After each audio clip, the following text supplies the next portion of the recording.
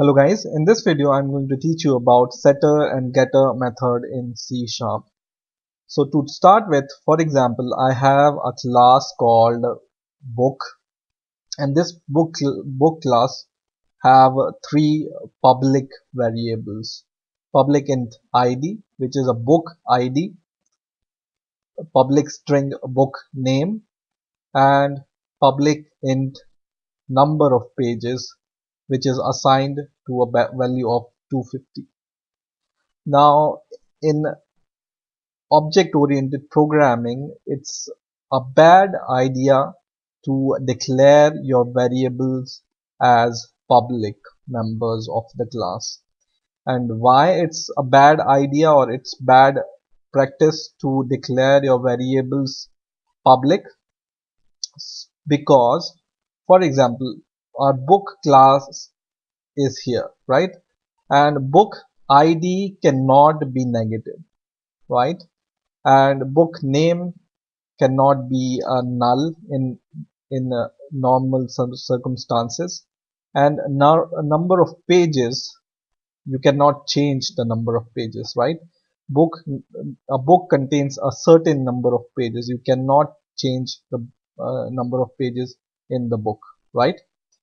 Now, for example, if you declare them public members variables of the class, what the other user can do is other user can declare the instance of a class called b is equal to new book,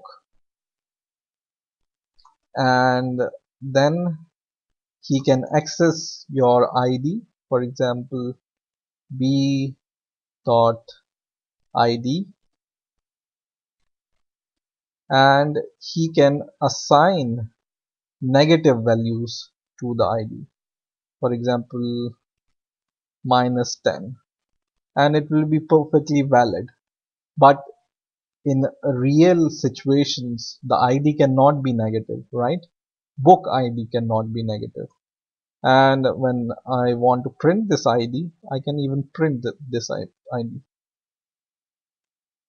Console dot write line, and I can say here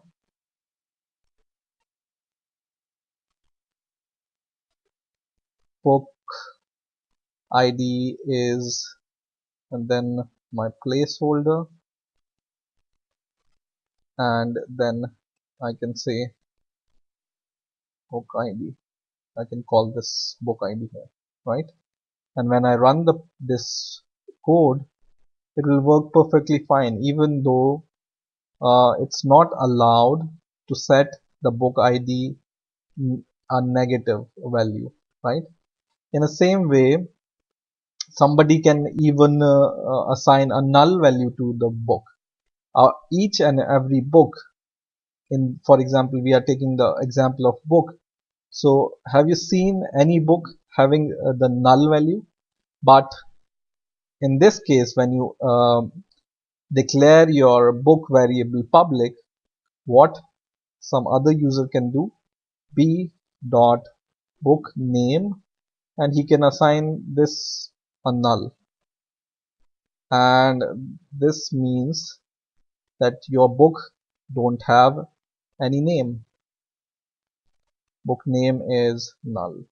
So you can just call this and run the program, and program runs fine, but it's not valid in real conditions, right? The book name cannot be null. In the same way, somebody in real situations, when you declare a book class, it has a certain number of pages. You cannot change the number of pages, or user should not be able to change the number of pages. But look at here, b dot number of pages, and I can change it to 300, 3000 even, and I can call book pages is number of pages, and the user can be able to change even the number of pages, which is not allowed. So that's why it's not a good idea to declare your members of your class as a public members.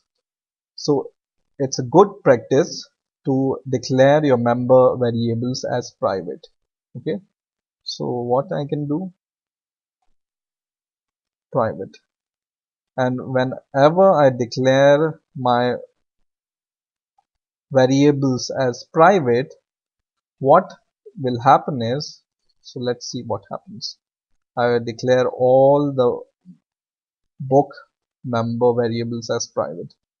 As soon as I declare them private, you see your assignments are invalid now. So you cannot directly access these variables. So when you hover over here, it says that this book.id is inaccessible due to protection level. Because this is a private member of a class, a private member cannot be accessed outside your class.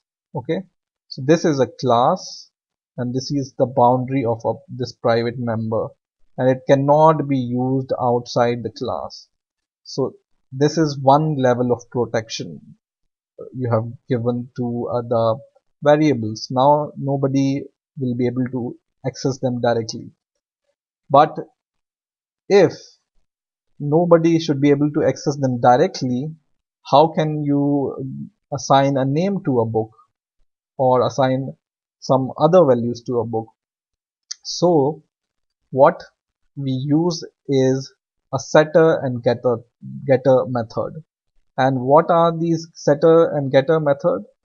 These are nothing but a way of indirectly accessing your private variables, and protecting your private variables uh, against invalid conditions. So for example, I will declare the setter and getter method for id. How we can declare a setter and getter method? So first of all, we will declare a set method of our variable id. So it start with public, and what it will return integer because our id is an integer, right? Public int, and then we say set id. Okay, so setter method, how we can define these setter method? Generally we add the set before your variable name. Okay, and then this set method takes an argument int id, for example, or id, and what it will do is, let me give this bracket once again, and what it will do is it will return an integer.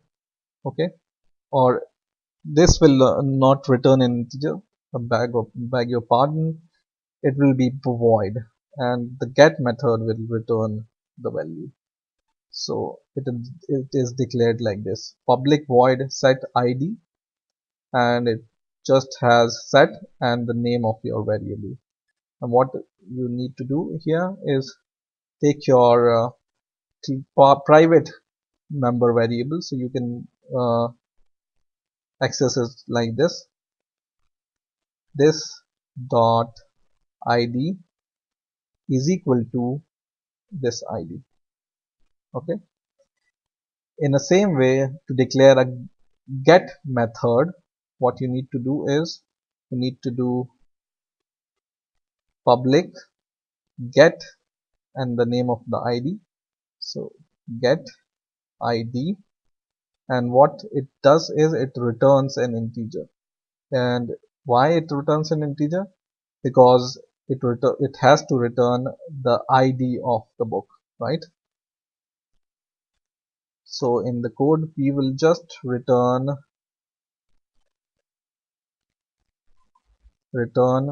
this dot id. Okay, So indirectly we are returning this variable. So this set method is used to set the value, and get method is used to return the value or access the value of it. But we have still, or user can still give the negative value to ID, right? So what this method can do is, if your ID or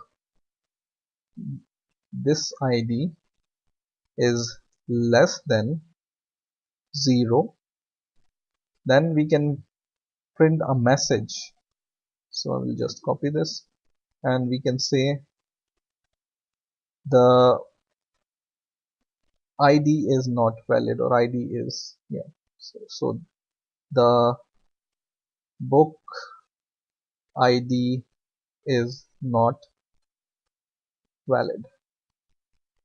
So now we have added a protection against the negative values. Okay, so no user should be able to assign a negative value to your variable ID, right? But even this will also will be able to assign the negative value to the ID. Why?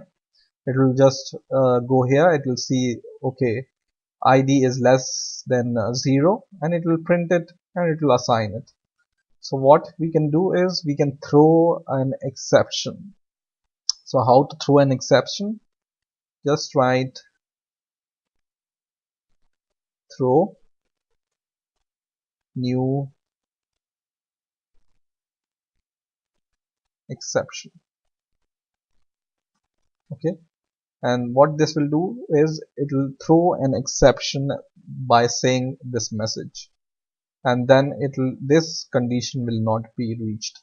Okay, so let's try to set the value of ID a negative value. Okay, so let's say b dot set value, set ID is equal to -10. Okay, and how you can get this ID? By calling this get ID method. And what it will return? It returns the ID, right? So ideally it should return whatever it's assigned to the ID. I will run the program, and as soon as I run the program, it's not showing any result, and it throws an exception. See, it throws an exception and it says the book ID is not valid, which is our message, right? And it doesn't go even to the next code. So in this way we can protect our variables by assigning invalid values. Okay, the same we can do for book name. So I will copy this set and get values and paste it here, and now it will be set book name and get book name. Okay, and this is a string variable. Book name is a string variable, so we will pass string book name, and then in the get method it will return a string, right? And we will return book name. And in the set method, what we have said earlier, that book cannot be null or empty. Book name cannot be null and empty.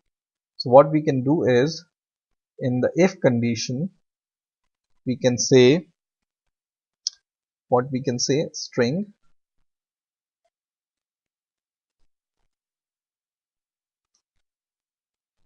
dot is null or empty. This is a property in string to check if your string is null or empty. Okay, so if my book name is null or empty, I can say the book name